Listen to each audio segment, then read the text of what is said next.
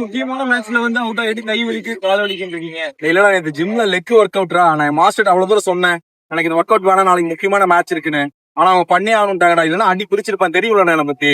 புண்ணா மேட்ச் நிக்கிறது இப்போ உடனே நடக்கிறதானா இது? என்ன பாரு கால் அப்படி வலிக்குதுடா எனக்கு. நான் என்னடா பண்றது? Flashback.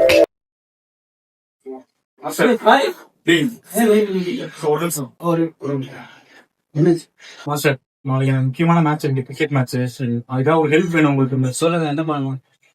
நாளைக்கு வந்து முக்கியமான மேட்ச். நான் அங்க போய் எப்படி சொதப்ப தான் போறேன்.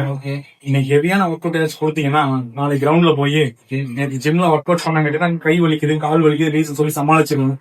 அது ஹெல்ப் பண்றீங்களா? என்னங்க இப்படி ஒரு பிளேயர் நான் பார்த்ததே இல்லையே. எல்லாரும் மொபிலிட்டி ஸ்ட்ரென்த் இன்க்ரீஸ் பண்ணி விளையாடாதான் நல்லா பார்ப்பாங்க. ஆனா நீங்க இப்படி கேக்குறீங்க. மாஸ்டர் எல்லாம் விளையாடுற பிளேயர் தான். நம்மள காரணம் தான் சொல்ல போறோம். எனக்காக அதுக்காக இன்னைக்கு எனக்கு ஒரு ஒர்க் அவுட் கொடுத்தீங்கன்னா என்ன ஒர்க் அவுட் கொடுப்பீங்க? இப்படி ஒரு பிளேயரா? சரி லெக் பண்ணிடுறீங்களா? லெக் பண்ணீங்கன்னா நாளைக்கு வந்து முடியாது, விளையாட முடியாது. லெக் போட்டு நாளைக்கு விளையாட முடியாது. ஆமா எனக்கு அது போதும் மாஸ்டர். நீங்க அதே பண்ணிருக்கேன். தேங்க்யூ. The next day. இவர் சொல்றதெல்லாம் உண்மை மாதிரியா தெரியுது. இந்த மாதிரி ஏகப்பட்ட பேர் சுத்திட்டு இருக்காங்க. ஜிம் அது இதுன்னு சொல்லிடுவாங்க.